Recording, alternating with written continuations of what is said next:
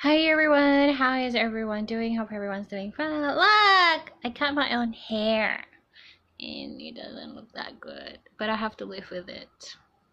Every now and then, I make a really bold and stupid decisions to make sure that I'm still alive. This is my self-created drama. Now I look like I have a helmet on my head. Anyway, um, So, welcome to the second week of the depression tip series. We made it to second week. I feel like every single week that we made this video, we should celebrate it together because we know how hard it is to keep a commitment going.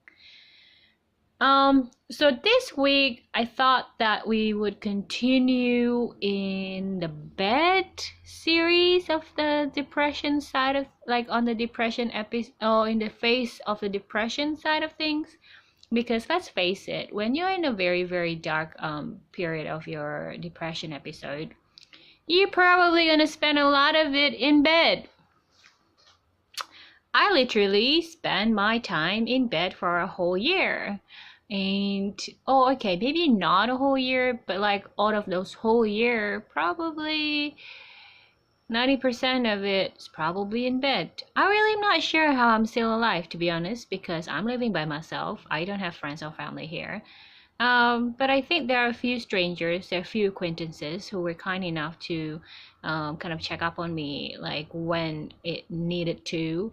And so to those people, thank you very much. If you're watching, I really appreciate it. I will never forget it. I just hope that one day I will be in a position enough to give back, to kind of say thank you with all my heart and also with my wallet as well. One day, hopefully. But for right now, I think like one of the worst part of being in bed is that you really, really don't want to get out. You really, really don't want to get out from the house. You don't want to get up from the bed. You really just hope that things is over. It's like this constant voice in your head that basically really convince you that it's better off that you are dead. It's not like you're gonna commit suicide or anything, but it's just this thought that it's better off that if you're dead. Like you want someone else to take that life away from you, like God, and just make sure that tomorrow will never come. And there are like maybe a good 2 years where I felt like especially being in bed at 2 o'clock or 3 o'clock in the afternoon, 5 o'clock in the afternoon, especially during winter. It's like you went to bed at dark, and then suddenly you wake up 5 p.m. in the afternoon and it's already dark again outside. So you never actually see the sun. There are periods where your voice constantly trying to make sure that you really. I actually cried when I was in these periods. I actually cried every time I wake up because I woke up. Because that's like the means like today your goal to die is failed, right? So that's part of it. When you're in depression, that's really it, really. Like if you know that you're going through that, when you wake up that you cried purely because you woke up, you are in depression. But it's also a good sign that you are actually getting better from this hindsight perspective, because you are basically releasing emotions. Because until this period of manifestations of depressions, this outward manifestation of depression, because in the past, right, when you are going through you're going through your everyday life, you're pretending to be normal, you're not really feeling anything. A lot of things happen in front of you, a lot of good things happens and you have to pretend to smile and laugh. A lot of bad things happen, a lot of sad things happens, tragedy, and you have to pretend that you care, you have to pretend that you are sad, you have to kind of fake something, an emotion. But as soon as you walk away from that situations, you have to ask yourself, why don't I feel anything? So in this period where you basically crying because you're basically not getting what you wanted, like for in my case, like why I'm still alive, like I really just hate the fact I'm still alive, and then cry and cry and cry, and then kind of drifted off back to sleep after about an hour, and then you wake up at 11 at night again, and then the whole cycle begins. um Even food is not even priority at this time. But I think these emotions when you cry in bed is probably good. So if you are at that stage where you are crying and then you're wishing for death, but you are crying, you are expressing emotions. For me personally, I feel like that's a good place to be. Because it means that you are activating something that wasn't there before. You are kind of releasing all the suppressed emotions, all the suppressed emptiness, because you are being honest with yourself. Like right now, I really wish I want to die. I'm not saying it's right. I'm saying it's very, very wrong, because it's not within our nature, within the animal nature for us to die. Like that's not how it is. I'm not blaming like death.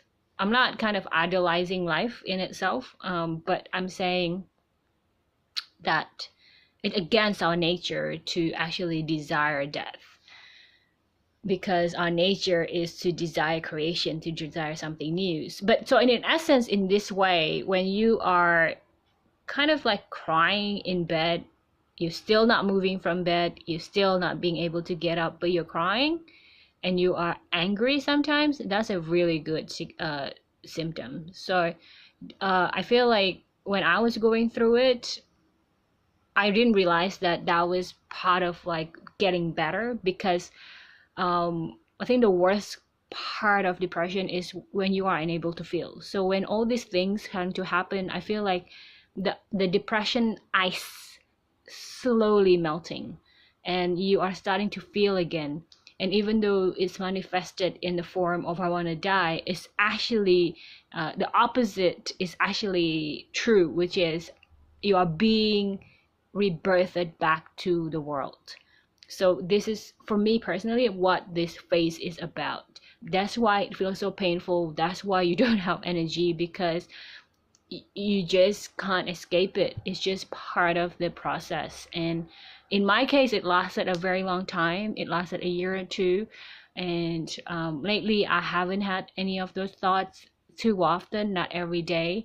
But back then, it was a constant thing. And last week we say just to keep breathing. This week, I guess my message, my tip is, if you're crying, if you're doing that, if you're wishing for death, it's like just keep crying, just keep crying. Just keep crying. Just keep crying, keep moving on. And then I feel like if you're still at that stage where you're unable to get out of bed, then that's where you are at. Like you can't really wish yourself to be kind of moving away when you really unable to. And I understand, I was like that too for a really long time. Not like a month, not 2 days, not a week, and it's like years, like 1 year, 2 years. It wasn't even, a thing that I was kind of like trying to get attention from people, because let's face it, I live by myself, so there is no one for me to ask for attention to. So just in case, other people out there, basically, like I'm pretty sure when people are suffering from depression, there will be people out there who's telling you, oh, you just want attention. Of course I do, mate. Because attention is basically energy being channeled to you, right? And therefore, if you have energy being channeled to you, maybe you would not suffer depression in the first place. Maybe one of those things that makes depression is neglect. I'm not sure. I don't know. This is a speculation on my part. However, I do know if you are still in that process and you're still in bed and you start crying, that's a good sign. Just keep on crying. Keep on expressing your emotions. Scream, kick, whatever it is that you can do. Just being in bed, express your emotions, because sometimes you just cry and cry and cry for a whole hour, and then you get tired again, and then you fall asleep again. You basically are becoming a baby again. Sometimes I feel like when I see like a 8 months old or 9 months old baby and they do this, I'm like, now I understand. I'm like, oh, is this what they're experiencing? It's like, oh, maybe this is what they're experiencing. But anyway, so that's the tip for this second week, which is if you are starting to feel like lots and lots of cries, I think that's a good thing, because that means like the depression ice block is starting to melt. Is kind of like one step ahead, one step towards recovery out of like a whole 1,000 steps that probably I would have missed. But I will tell you the ones that I paid attention to in the next, hopefully the next 3 months, up until when can I stop this? Maybe we can stop this on the 2nd, so it have to be April, isn't it? Well, I will try my best to do as many of this as possible. That is my promise. So yeah, so hopefully that's helpful for this week. Tip number 2, hopefully that's helpful. Also, I burned my hand last week because I was like cooking a lot with a lot of oils, and then now I've got this. And this didn't heal for like 5 days, but it started to heal now. It started to scab, which I'm happy about. Scabbing is a sign that the body is naturally self-healing. So it's like depression. But before that, after you get wounded, you will still feel pain, because pain is a signal to the brain for help, to send all the repairing ingredients available to this area, to the area that is wounded. And it will be painful. You will notice that it's there. It's like a big sore thumb. It's like an elephant, and it's basically the same like depression.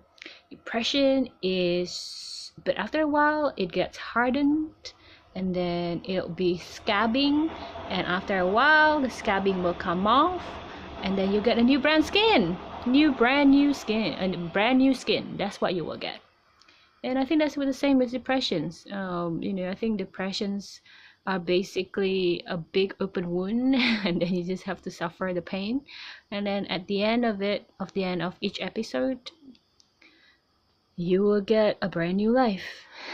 Hopefully, anyway, because I haven't really received a brand new life just yet. But anyway, off topic. I'll see you guys next week. Hopefully that's helpful, guys. Let me know in the comment below if that's helpful or not, or whether this is a waste of my time and your time. Lots of love. Bye everyone. Have a good one.